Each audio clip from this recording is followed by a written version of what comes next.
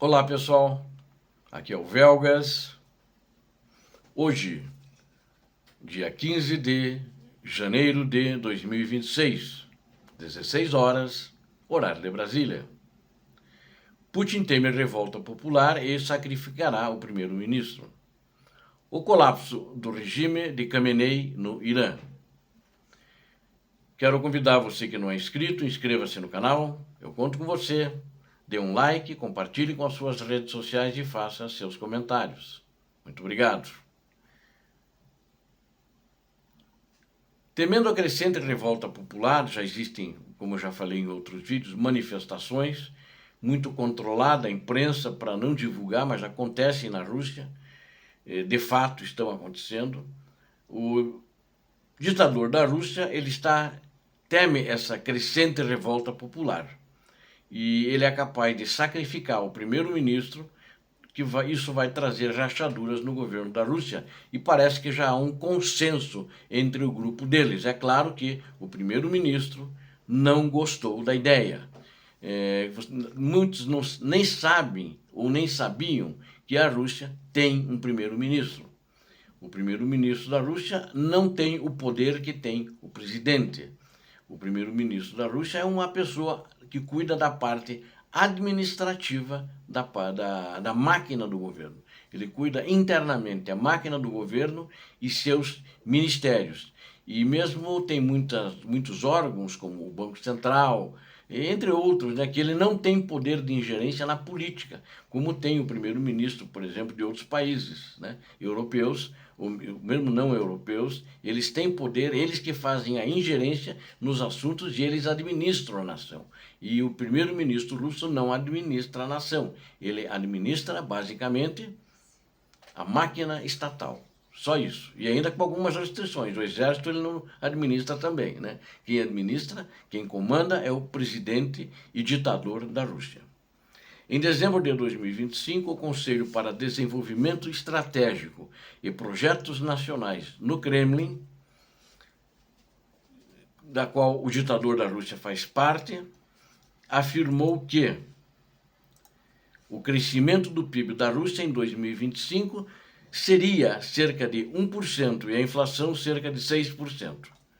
Bom, já são números diferentes que o Banco Central falou, a senhora Elvira Nabiulina, no Fórum de Valdai, né, que teve um fórum lá, e então é um número diferente. A inflação é bem mais alta que isso, é em 11, 12%, alguma coisa nesse nível. Mas eles manipulam o número e dão esse número mais baixo para enganar os trouxas dentro da Rússia e tentar enganar os trouxas fora. Existem trouxas que acreditam, né?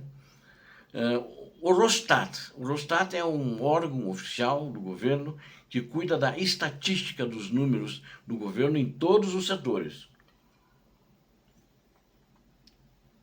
E ele está agora, segundo as informações, refinando os números finais. Mas já é evidente que o crescimento do PIB caiu mais de 4 vezes em 2025, o que é muito alarmante. E, segundo fontes, eles não vão dar um PIB negativo, estão falando em 1% que vai ser, já estão até informando o mundo sobre isso, porque isso vai dar uma impressão negativa muito ruim dentro da Rússia. Então a Rússia cresceu, vocês têm que acreditar, vocês são obrigados a acreditar que ela cresceu, 1% cresceu o PIB da Rússia. Como você sabe, o crescimento do PIB da Rússia no final de 2024, também manipulado, era de 4,1%. No entanto, em abril de 2025, o Rosstat ele elevou esse número para 4,3%. Agora é de apenas 1%.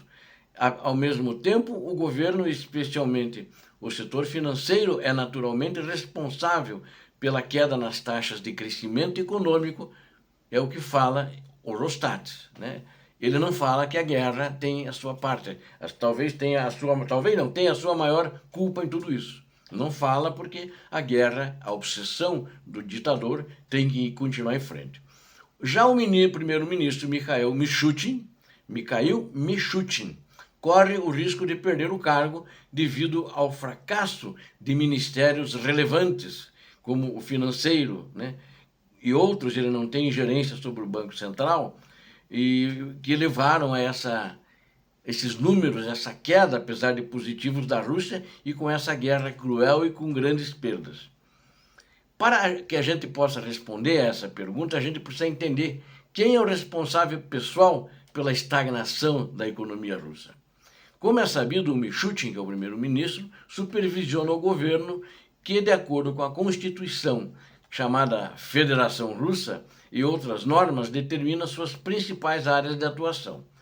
É o que é importante, ele responde pessoalmente perante o presidente da Federação Russa pelo exercício dos poderes conferidos ao governo. Então, ele responde, ele é subordinado ao ditador da Rússia. Em essência, qualquer erro grave do governo recai diretamente sobre os ombros do primeiro-ministro. Onde aconteceu o erro, ele que tem que resolver, cai nos ombros dele, senão vai ser o culpado.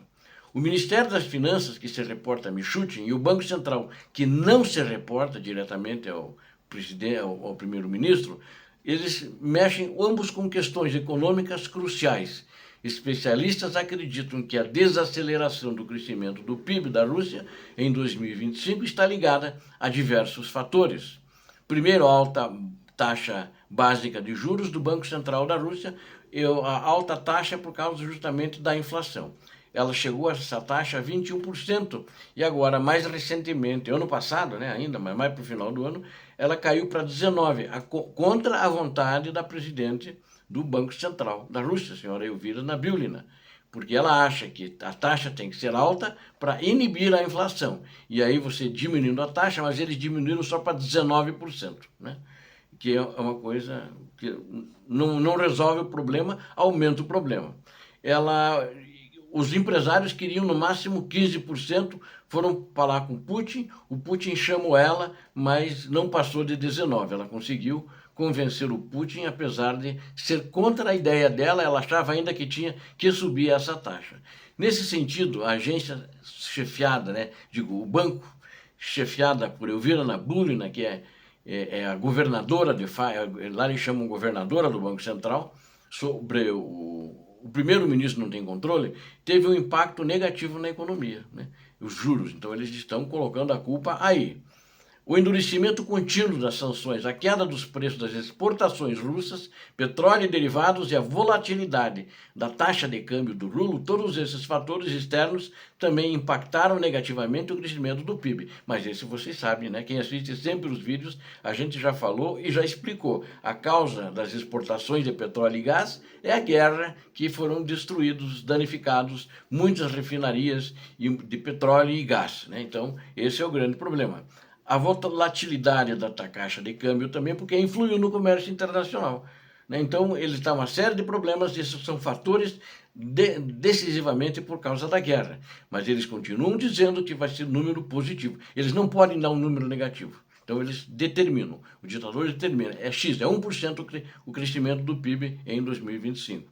Além disso, mitigar seus impactos provou que ser extremamente difícil. Em 2025, observou-se também escassez de mão de obra, aumento de carga tributária, que também contribuiu para a desaceleração do crescimento econômico. Na realidade, tudo isso em outros vídeos vocês já viram que foi causado pela guerra na Ucrânia, onde eles, no documento deles, lógico que determinado pelo ditador da Rússia, e já pensam em, para isso, culpar o primeiro-ministro. Ele não vai culpar a presidente do Banco Central, que ele precisa dela.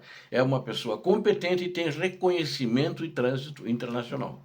E o primeiro-ministro, ele está com a cabeça a prêmio por causa dessa queda do PIB que foi fabricado para 1%. Colapso do regime de Khamenei no Irã, acho que pode ser o fim deles, E pode ter um fim pior do que o de Saddam Hussein, Mas a gente ainda não sabe de fato como é que vai ser esse futuro, onde tem manifestações e eles estão assassinando em massa as pessoas. Fala-se já em mais de 12 mil mortes de civis, As autoridades iranianas entendem que se perderem 10, 20 ou 50 pequenas cidades, eles vão se recuperar. Mas se perderem Teherã, o regime vai entrar em colapso. Inclusive, já existe um plano do ditador da Rússia para resgatar o Khamenei e a família dele de Teherã, se for o caso. já estão prontos para isso, fazer uma extração dele e levá-lo para Moscou. Vai ficar amiguinho lá, talvez, do Bashar al-Assad, que já está em Moscou exilado. Portanto, todos os esforços estão agora concentrados na estabilização de Teherã e de outras cidades com mais de 1 milhão de habitantes, das quais depende a sobrevivência do regime. Segundo um cientista político, que é o russo, especialista em Oriente Médio, Nikolai Sevostyanov, que falou em entrevista ao Business Online. Ele discutiu se a situação no Irã poderia descambar para uma guerra civil, se o exército e as forças de segurança apoiam o governo e as posições dos Estados Unidos, da China e da Turquia. Ele afirma que não é totalmente inesperado, pois os processos no Irã são bastante cíclicos. Eles se repetem com notável regularidade. O Irã já está acostumado há muito tempo a esse formato de quase protesto. Então ele está dando uma amaciada, que isso não é tão grave, o que eu discordo. É grave, e tanto é que já aviões, mais de um avião com ouro, já saiu do Irã, da riqueza do Irã, como propriedade privada do Khamenei e já foi para Moscou. Vai enriquecer os cofres do ditador da Rússia. Outra questão é que nos últimos anos a própria essência dos protestos mudou significativamente. O que quer dizer com isso? Antes eram protestos principalmente ideológicos e políticos, com as pessoas exigindo concessões específicas. Por exemplo, uma das questões, um dos gatilhos mais de tais protestos foi a lei do hijab. Muitas mulheres no Irã, especialmente estudantes, não queriam usar e queriam que a lei fosse revogada, com o que o regime do Khamenei não concordava. Tem que usar o hijab. Houve vários níveis de escalada em torno disso, houve até mortes. Eles matam com muita facilidade. Esse governo teocrático muçulmano. Em particular, houve o caso de uma jovem, ela foi detida por usar o hijab de forma inadequada e morreu em uma delegacia. Foi assassinada. Isso desencadeou protestos e houve confrontos com as forças de segurança e assim por diante. Mas, ao mesmo tempo, o Teherã sempre se manteve a opção de oferecer uma concessão aos manifestantes de forma de algum tipo de liberalização. Isso sempre foi aplicado e funcionou, acrescentou. Ou seja, a situação também econômica, que é um dos casos, deteriorou bastante e está no cerne dessa questão dos processos, que inclui o aumento de preços, o crescente desemprego, os apagões em todo o país e, o mais importante, a catastrófica desvalorização da moeda nacional frente ao dólar. E o Khamenei está prometendo melhorar a economia, sempre prometeu, mas até agora não fez nada disso.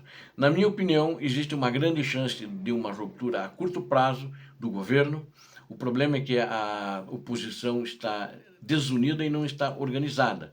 E talvez quem apareça para unir é o Shah do Irã, que é o herdeiro do Shah do Irã, que foi deposto justamente por uma revolução há muitos anos atrás, igual a essa, da população ir às ruas e depor o Shah. O Shah teve que se mandar do Irã para poder sobreviver. E o Khamenei está praticamente na mesma situação. E eu reforço, acho que ele está para cair a qualquer momento. No entanto, se ele conseguir controlar Teherã principalmente, que é onde ele está, eles vão com certeza tentar dar a volta por cima e vai demorar um pouco mais a cair esse regime. Obrigado a vocês que assistiram esse vídeo. Conto com você. Não esqueçam, preciso de você inscrito. Dê o like, compartilhe com suas redes sociais, faça seus comentários. Deus abençoe a todos vocês. Deus abençoe a Ucrânia. Deus abençoe o Brasil. Paz e bem. Paz para toda a humanidade.